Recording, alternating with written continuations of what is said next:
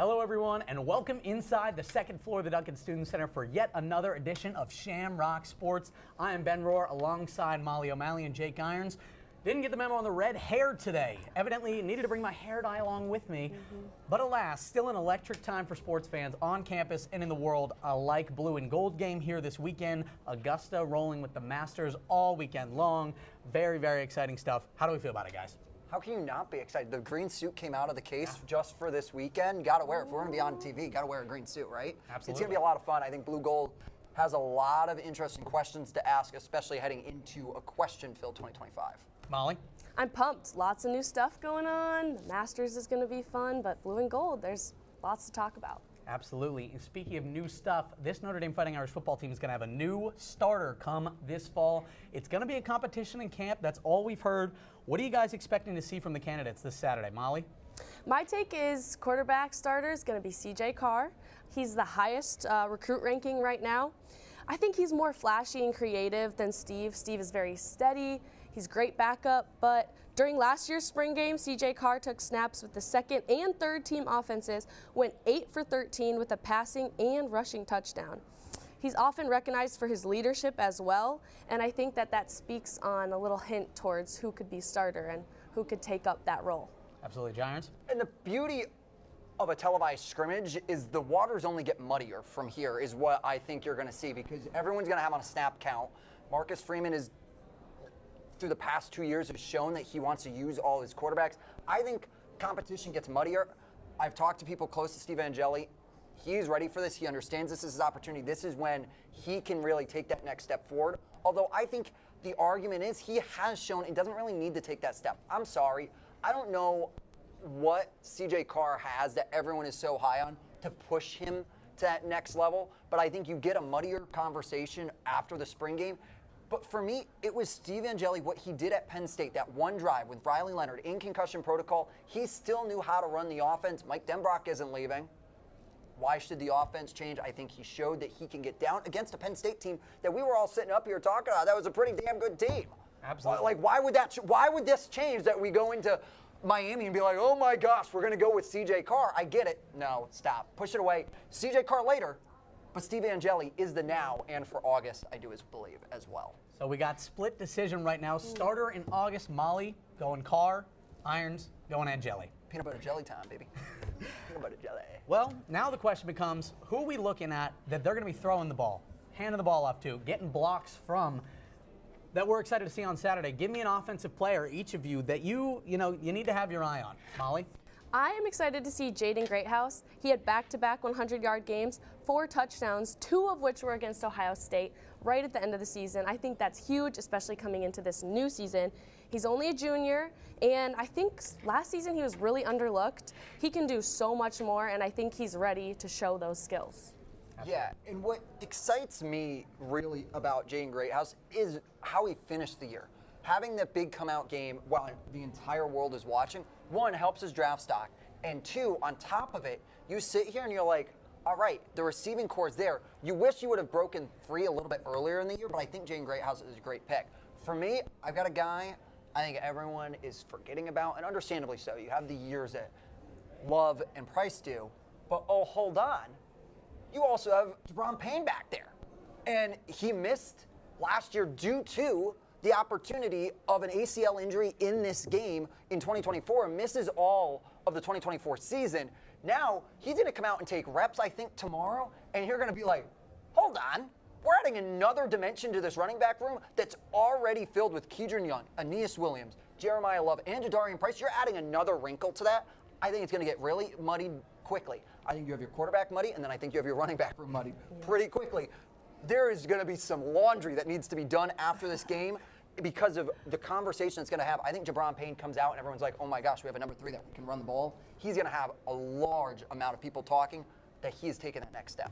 Absolutely. Giants thinks the price of love is pain after this game. Oh! Hey, hold on a minute. Now, we got to go to the other side of the ball. We got to talk defense. Give me your player that you think on the other side is going to be someone to stand out tomorrow. KVA. I think, Really he's, Love it. someone to look out for sure. Watch list 2024, Sean Alexander Freshman of the Year Award. and watch list for the Polynesian College Football Player of the Year award. He started off really strong at the beginning of the year, was injured for a couple games in the playoff, and then came back even stronger. And I think this year he's really looking to step up. I think he's going to be a really key part to stepping up, but I think that individually you have to have step up for me is Drake Bowen. You have Jack Kaiser step away. And for me, he was the vocal leader. He was the captain of this linebacker core that Marcus Freeman was a linebacker himself. That's where he went to try and get drafted at. That's what he tried to do at the next level. This is what still, if you watch highlight videos of him at practice, he's still hanging around with the linebackers. The linebacker is the key part of this defense. No matter who is the defensive coordinator, if Marcus Freeman is, the linebacker's going to be key. Drake Bowen needs to take a step up. You know it's possible. You saw the flashes last year. He is a smothering individual down the stretch. He was really exciting. It was cool to watch him play. I think he needs to not take on a larger role physically, but also mentally as a leader of this linebacker core. Absolutely. Kaiser's such a leader through the entire playoff. He was the man on the mic. He was the man getting the interviews. And you could tell that the team really respected him. Really going to be a big role for Drake Bowen. But we've talked about the people that we know. Who are some fresh faces, either a transfer or freshman, that are going to be in this blue gold game that we need to watch out for? I think we need to look out for Elijah Burris. Has not been talked about much. Wide receiver, 4-star running back by 247 Sports and ESPN. His dad played for the Steelers. His mom ran track, Penn State. Definitely a lot of athleticism there. He is only 6 feet tall, 182 pounds, but compared to the other guys, that's a little smaller, but I think he's here to play. He's here to play. He's here to compete. Yeah, I mean, no, it's okay. He's just a small guy. Just 6 feet, right? That's we just chalk that up as small nowadays? Come on. Why do they even let him on the field with that weight? Scholarship? You really think? Come on. Woof. Come on. Sometimes it's about the fight. Fighting the dog. Yeah. Fighting the dog, not the dog in the fight. No, exactly. And someone that has that fight is Devonta Smith, the Alabama transfer, bringing in some necessary depth to the secondary. I can pick out my hands. Watt's gone. Benjamin Morrison, gone. Jordan Clark, gone. You need to fill the holes. Marcus Freeman went to the portal, filled some holes, and found a guy that was pretty successful at that next level, had 5 pass breakups, 18 solo tackles. He can be a key to the secondary that needs to fill holes quick. I'm really interested to see how he does against this new reloaded Notre Dame offense that still has some questions, but it's a big test to get your eyes on him in Notre Dame Stadium under the bright lights with the golden helmet on. Absolutely. And the new offense, we'll talk about them after a quick break, but those names that you mentioned earlier, some of them might be ahead of the draft, and we have Kian Bagenstos, our very own, telling you more about it right now.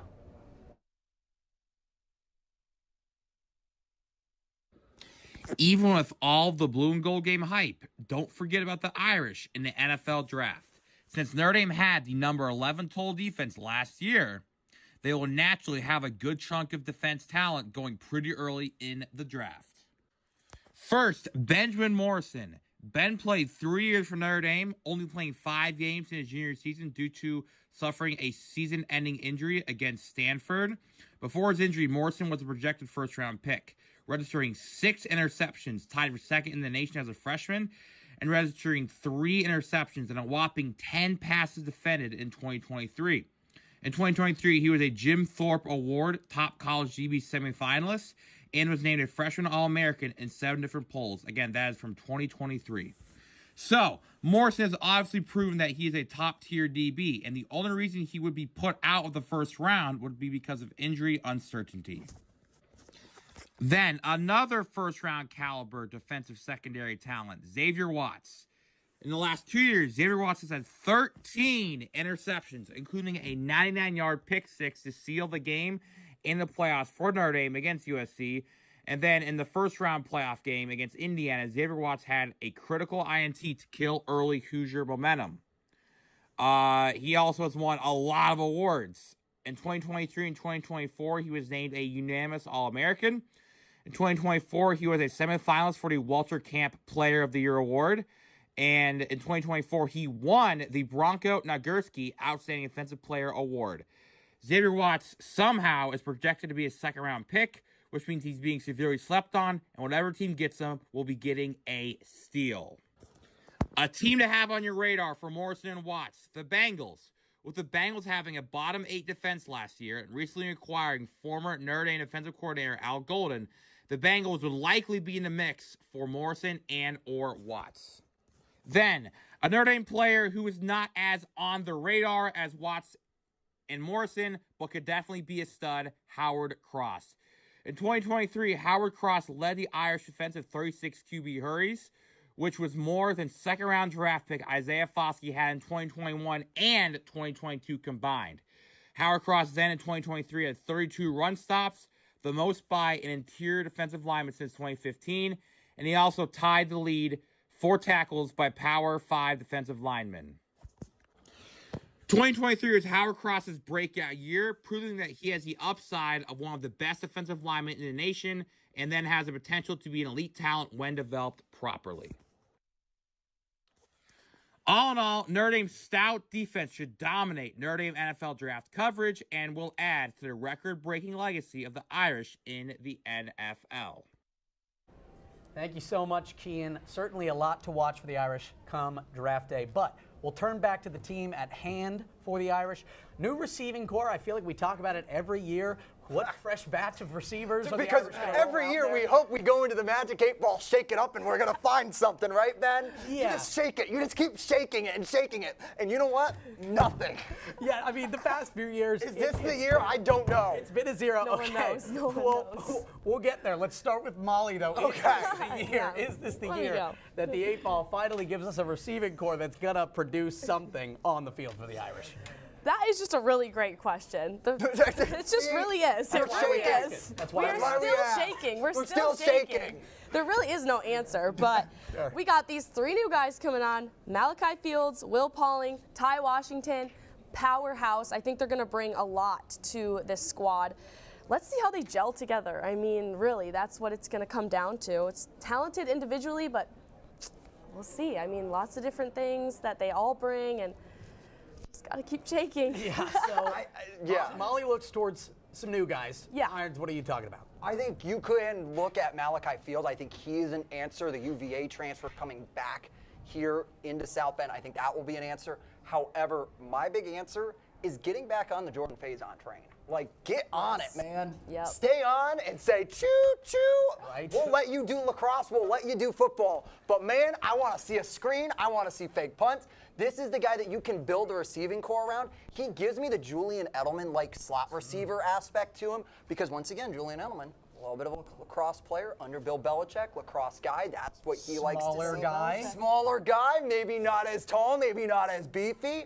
Just saying, very interesting. I think Jordan Faison is the guy that you really need to build around, but it's still developing. You're still shaking. It is still an 8 ball that you are looking that hopefully breaks open and says you look at it and you're like, damn, we got it. I haven't found it yet. So we're going to find out. We still got to wait until we're in Hard Rock. Correct. You know, Hard Rock. Very true. Then we'll see what the Irish have. Everyone We'll be bouncing. ready to That'll rock be it interesting. then. So we've talked about the quarterbacks, we've talked about the receivers, the big ones, you know, hitting the big points, the flashy ones. What's another position group that, you know, we want to look at for this Notre Dame team? 2 redheads, we're going to agree. Wow. Defensive for once. line. That goes hand in hand. Redheads and defensive line? Right? Right. Come on. No idea. up. So what do Why not? we think about the defensive line?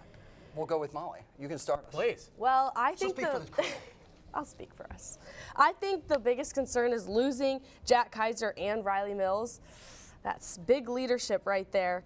So that's my next question is, like, who's going to step up? Who's going to be the leader now? I mean, these were 2 captains of the team, and we'll see. I mean, what do you have to say? I think off of that, you lose Mills, you lose Howard Cross, 2 guys that are going to have their opportunities to play on Sundays. You also had Kaiser, who used to slide down in there as well as a linebacker, but could really be a defensive lineman off to the right side and be used as a blitzer, especially with Al Golden's team.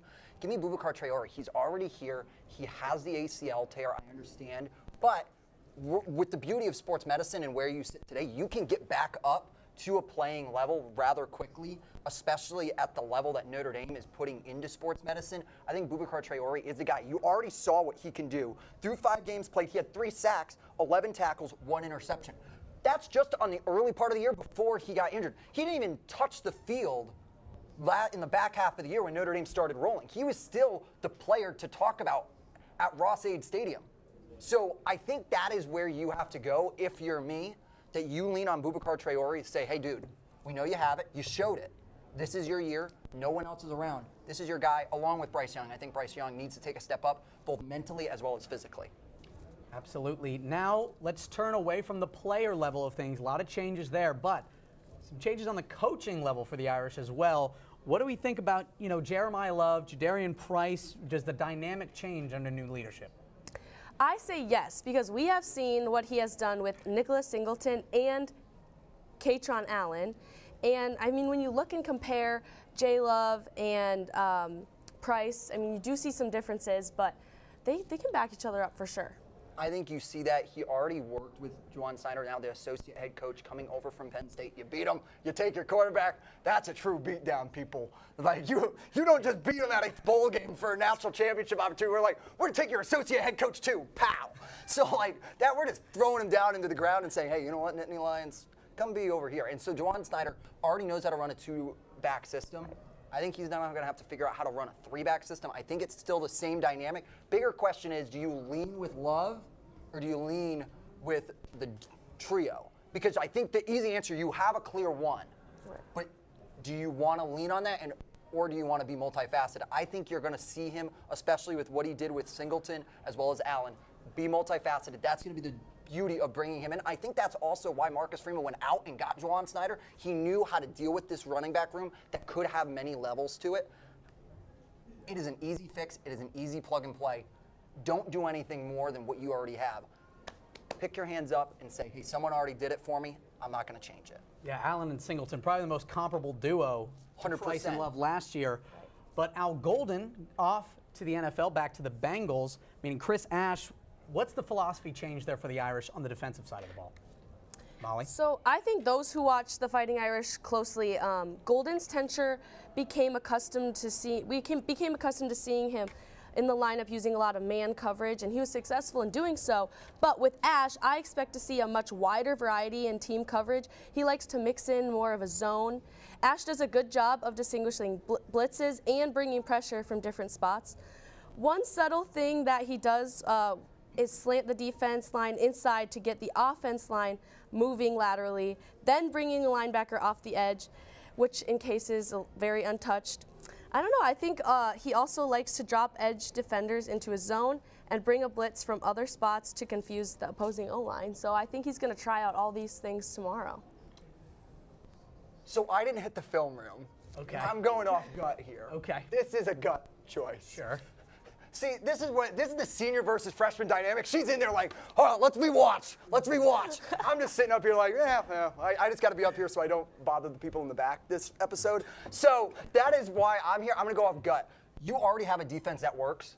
Just plug and play, dude. Like, if I'm Chris Ash, hands off, stay here. You just need to hire a defensive coordinator. You don't need to do too much. You just need a title. It's like what I did here for the past year as the president. I don't do too much. You just got to leave your hands up and say, okay, don't run into anybody. Chris Ash, don't run into anybody.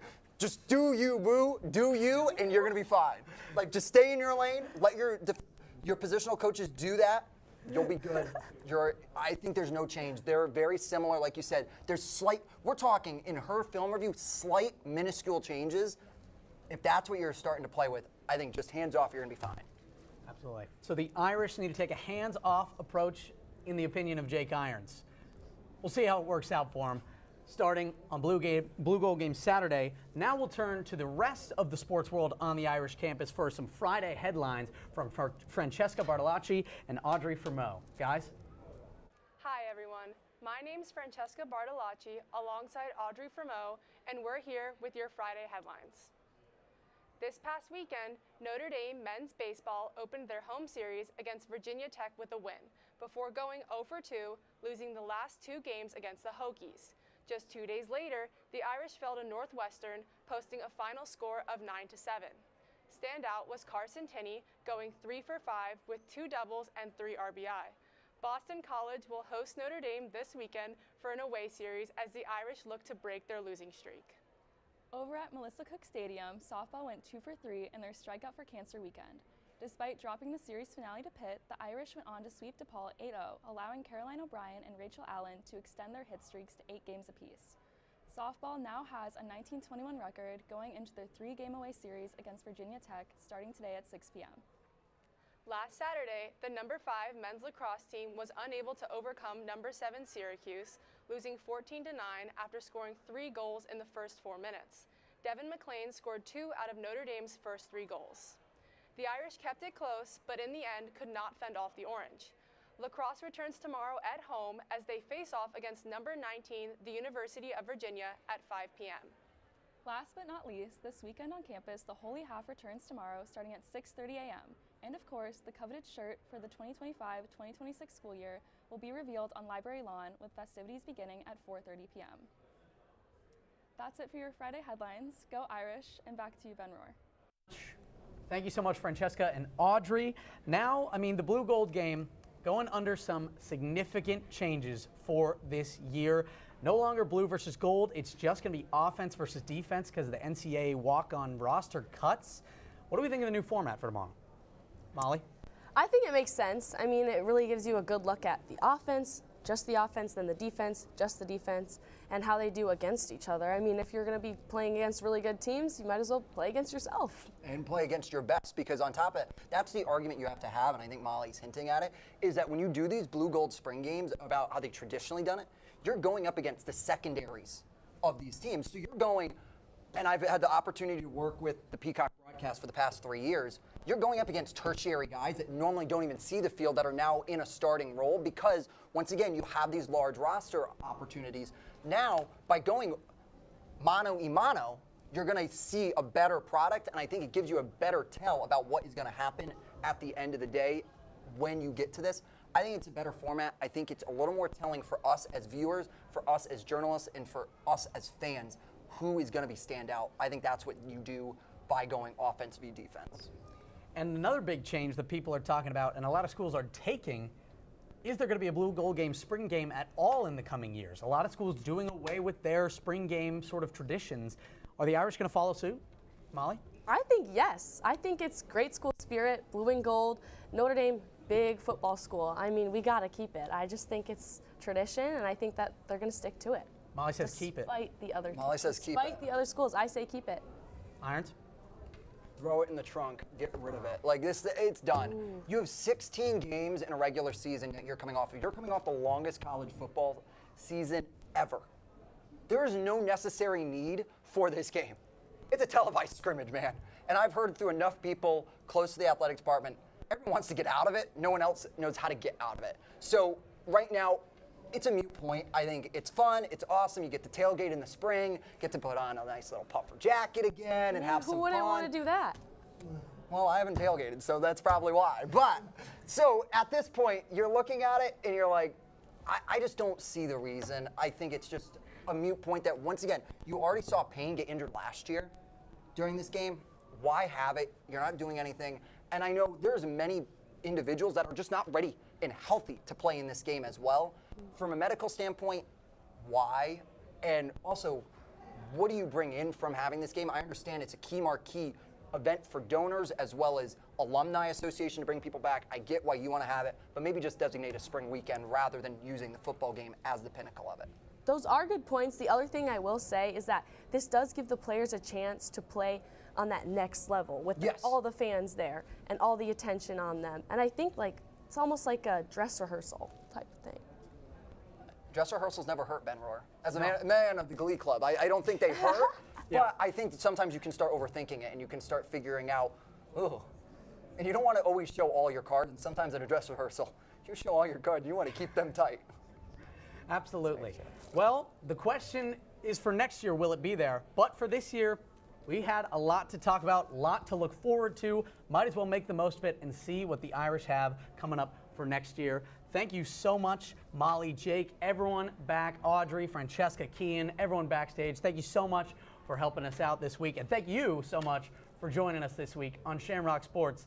Big blue gold game for the Irish. Big. We will see how it goes. Thank you so much for joining us from the second floor of the Duncan Student Center. This has been Shamrock Sports. Go Irish.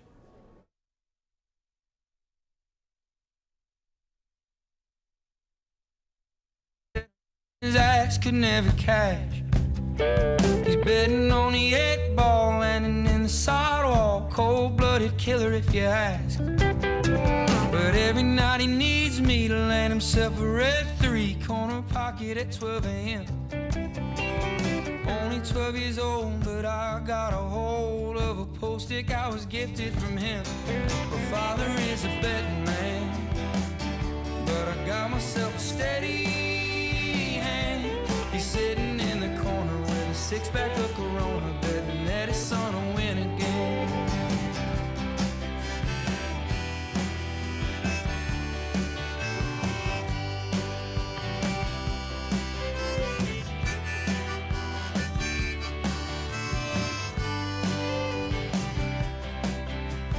Bet another six-pack, bet I make a comeback. I know that this table's gotta lean.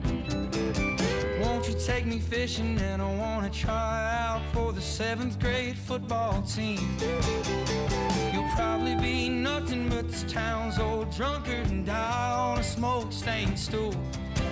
But right now he's got a bargain that he's taking too far on his boys' game of 9-ball pool. My father was a betting man, but I got myself a steady hand. He's sitting in the corner with a six-pack of Corona, betting that his son will win again.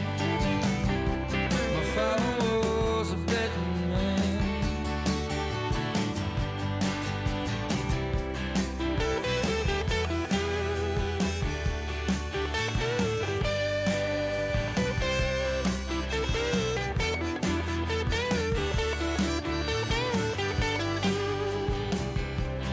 Father was a betting man, but I got myself a steady hand. He's sitting in the corner with a six-pack of Corona, betting that his son will win again. I don't wanna bet, but my daddy wrote a check that I bet his ass could never cash.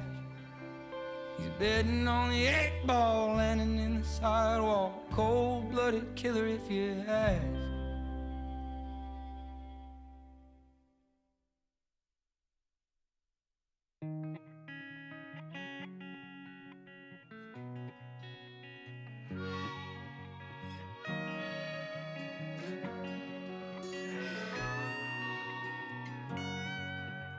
Screen door cracked, the ball game on.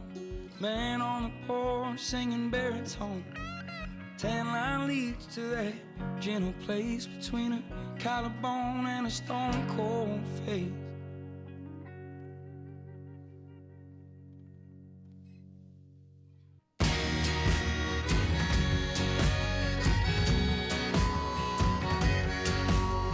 Dockhand boys all say goodbye to the women that they swear are gonna be their wives.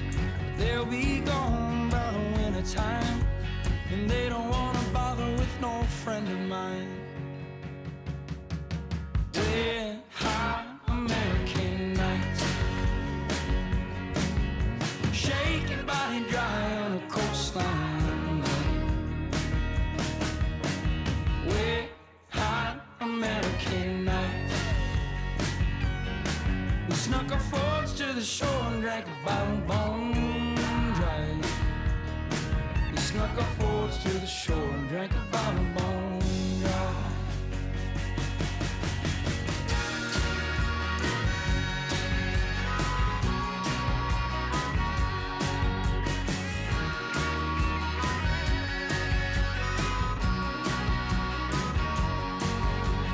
Davey got back from his first tour. He ain't the same boy that he was before. 20's too young to nearly die. American boys are a friend of mine.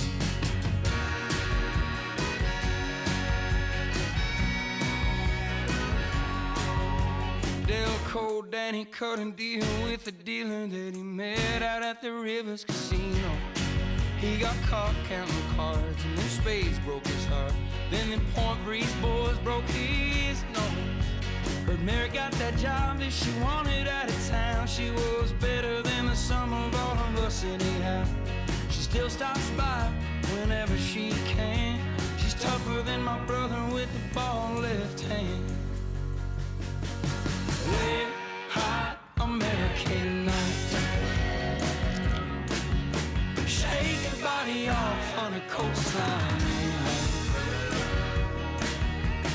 Wet, hot American night. We snuck our forks to the shore and drank a bottle bone dry. We snuck our forks to the shore and drank a bottle bone dry.